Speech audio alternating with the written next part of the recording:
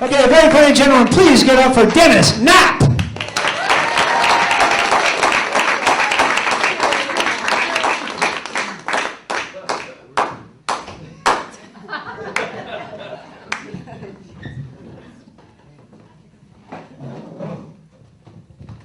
You guys having fun tonight? Yeah. My name is Dennis Knapp. I am from Dana Point. Anybody here from Dana Point? Yeah. Yeah. My wife didn't say anything. Are you here from Dana Point? Yeah.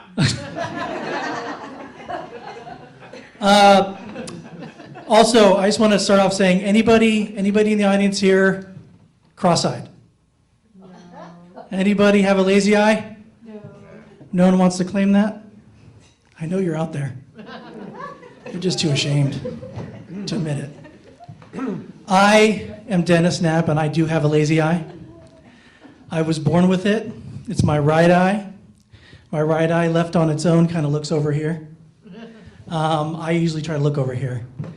Does anybody know here how they treat lazy eye when you're a kid? Like when you're a little kid, like 6 years old, you guys know how they treat lazy eye? Put a patch on it. They put a patch on your eye, like a pirate. On the opposite eye, right? On the opposite eye, that's right. So when I was a little 6-year-old kid, the doctor thought it'd be a good idea to put a patch on my good eye to make me look out of my bad eye, and that was how they're going to cure this situation. So, also, anybody here farsighted? Yeah. Okay, most people are nearsighted, right? You get these nice little thin glasses, you look all chic, you look all cool in your nice little Harry Potter glasses, right? Well, if you're farsighted, you don't get nice little glasses. You get the thickest glasses on the planet. And that's what they make you wear. And like now I wear these carbonate glasses, so they're kind of thinnish. But when I was 6 years old in the 70s, they didn't have carbonite. They had glass. So my lenses were about a 1/4 inch thick. So imagine a little 6-year-old kid walking around with a patch on his good eye and a thick lens on his bad eye, and I never got picked on. Raise your hand if you believe that. It was torture. Now, there's currently a study going on in New York. They're trying to cure the lazy eye. Now, if you have heard this on NPR, I heard on a few weeks ago, this is their plan. They're going to take 4 cross-eyed strangers. They're going to lock them in a room with no light for 11 days straight. The idea is they're going to reset your eyes by doing that, like a reboot on your computer. And then when I heard that, I'm like, that's kind of like some sort of reality show, right?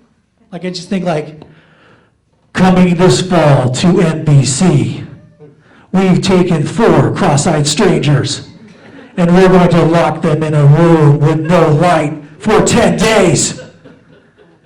Who will miss the toilet when they go to the bathroom? Who will clean it? Who will survive Cross-Eyed Island? Ta-ta! So, as you can tell, I had a hard childhood being a cross-eyed kid, and it never was cured. I also don't have the masculinist voice. Like, I don't have a very masculine voice. I'm 6'2", and I weigh about 260 pounds. So that's worked for me, right? So the frustrating thing is when I get people calling me on the phone, like telemarketers, I feel like they're trying to torture me. So let me show you what it's like for me when I get a phone call. Ring. Hello? Hello, ma'am. And then I try to take it down a notch, I'm like, ma'am. And they're like, oh, I'm sorry, sweetie. Can I speak with your mama? So that's always been a pleasure. And also, as you can see, my name is Knapp. My name is Dennis Knapp. The K is silent. I don't know why I even have it.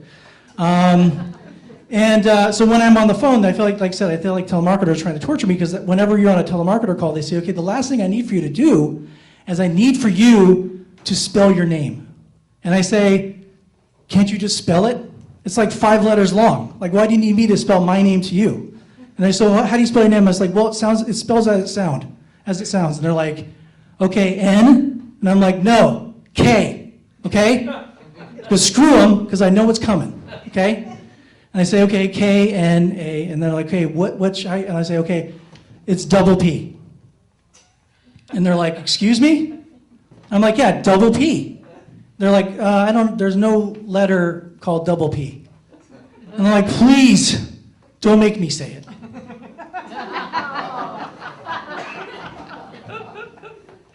PP.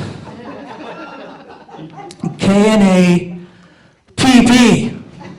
Are you happy now? You made a grown man say PP over the phone. Are you? And I'm just thinking, I'm like, I must have the last name, the only last name where you humiliate someone by saying it. Anybody here have a last name ending in urine? No one? And I think, I'm like, is this being recorded for quality assurance? Are you like going in your little powwow after your work schedule and say, listen, I made someone say pee-pee on the phone. Isn't this a great? Anybody here with the last name is shit? Because that'd make me feel better. No one? Okay, great. In college, as you can see with my cross-eyed and my last name and all the things I had going for me, I wasn't exactly the ladies' man in college. I was the eternal guy friend. Basically, it means I had a heart of gold, but when women looked at me, they saw like a walking Ken doll. You know, no penis, but a great guy. So I'd have women like, friends of mine, be like, oh, Dennis, I'm so heartbroken. I slept with this guy and he broke my heart, and I'm like, oh, come here, let's be friends. I will hear your problems, and I will have nothing else from you. So I remember one time I was sitting with this girl I really liked. I was sitting with this girl I liked. Her name was Katie, and we're in her dorm room, and we're sitting on her bed. So I'm like, wow, I'm in the room on the bed. I'm gonna go somewhere tonight. And I'm looking in her eyes, and she's looking in one of my eyes. I don't know which one. So she's looking in my eyes, and she's like, Dennis, and I'm like, yes, Katie. And I'm like looking, I'm like trying to get closer. I can smell her minty breath, you know. And she's like, I wish, and I'm like, yes, I wish I could meet and fall in love with a guy like you. And I'm like, what? In my mind, I'm actually, what? I am a guy like me. You have found what you're looking for. You have found a guy like me. He's right here. But what I actually did was say out loud, you will, Katie. You will find that guy someday. I'm sure he's out there somewhere.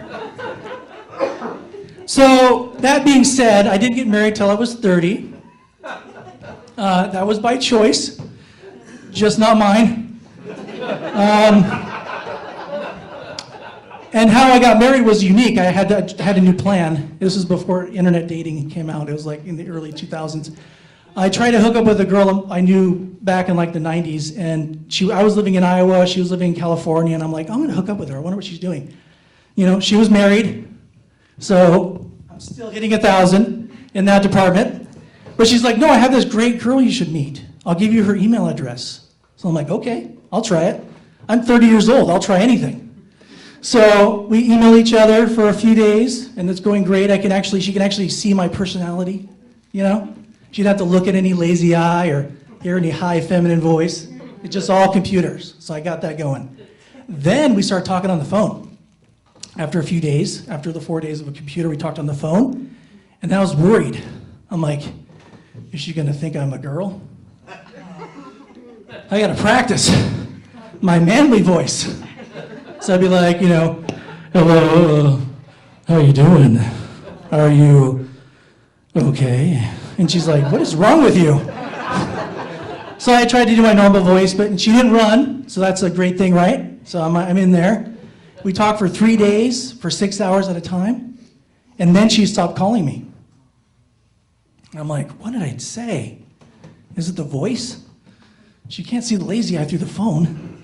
So what did I do? And 3 days after that, she called me back, and she's like, I didn't want to burden you, but my father died. And I'm like, yes! It wasn't something I said. It wasn't my voice. Her dad died. I'm still in this. But I said, if you want me to, I'll fly out there to be with you, to support you. And she's like, are you sure? It's like 2,000-mile flight. I'm like, yeah, I'll be there. Because I'm at 30 years old. I'm gonna take this thing to the conclusion. I'm like, what girl would resist that? The guy she's known for 5 days, flying out to meet her and her whole entire family at the father's funeral. Anybody done that? I met my future wife's whole entire family the day after I met her in the flesh. I met my wife at LAX, and she did not walk away, which is good because she was my ride. So, and I could just imagine them being like, they never heard of me, they didn't know who I was, and I'm like here walking, holding her hand down the aisle as she's like mourning her father, and they're like, who the is that guy? Like, where did he come from? And so it was a pretty bold move, and I would say that she had to marry me. Like, she'd be a really heartless bitch, right? If she didn't marry the guy that flew out to California 5 days after meeting her to marry her. So she did. And how that happened was I came back to Iowa. She came out a couple months later. We got engaged. So we've seen each other twice in the flesh and got engaged. And then I moved to California 2 months before we got married. And we saw each other 2 months the entire time before we got married. So that's my dating plan. So I'm going to start a group for cross-eyed guys and tell them how to get the girl. So that being said, I was 30. I was looking to have kids right away. My wife and I were looking to have kids right away. So we have 2 beautiful children who are 10 and 8 years old. And then we have 1 little red-headed asshole. Now, don't get me wrong, I love my daughter, but she's an asshole. She is just an asshole. She's unique amongst all our children, and I wasn't too keen on having a 3rd child because I carry a recessive asshole gene. And I knew that if we rolled the dice the 3rd time, it could emerge. And I get this asshole gene. It comes from my father's side. I actually get it from my father. My father's an asshole. He's a redheaded asshole. And he's been an asshole his entire life. So I thought, we don't want to do this. Our kids take after your side. They're beautiful. They're well behaved. Why would we want to risk all that and totally ruin it? And so she's like, no, and then, women know if you want a child, your husband's not going to say no because you're going to hold over him something that he really wants. Like my first two kids took like 10 months to hit. So I'm thinking, at least I'm going to get a lot of sex out of this experience. But you know what the first asshole thing my daughter ever did to me? She took the first time.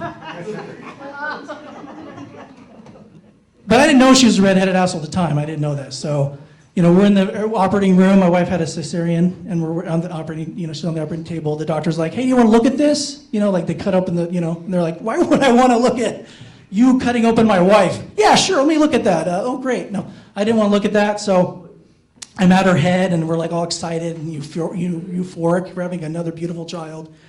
And then the doctor, as soon as he pulls her out, says, oh, orange hair.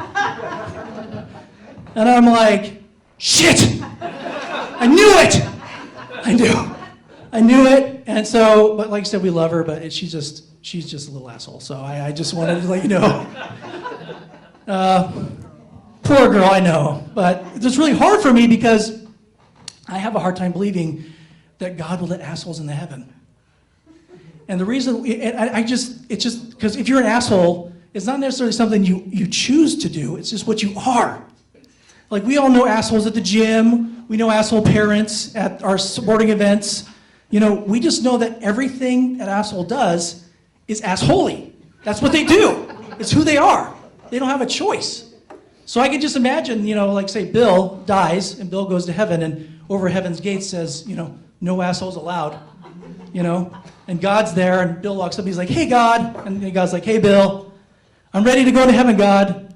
Stop right there, Bill. We don't let assholes in here. And Bill's like, but I believe in you. I believe your message. And God's like, I don't care. I mean, you're a Christian, but you're a Christian asshole. So I'm not letting you in here. And God's like, well, and then God's like, well, I forgave your sins, so I'm not going to send you to hell. So I forgave you when you did this, or when you swore, or when you were, but everything you did was assholey, so I'm not letting you into heaven. But like I said, I'm not sending you to hell. So you could be a ghost. I'll let you be a ghost. You could be an asshole ghost, and then you can go haunt some other asshole. So, thank you so much.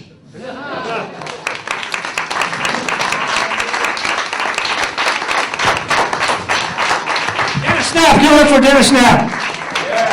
All right.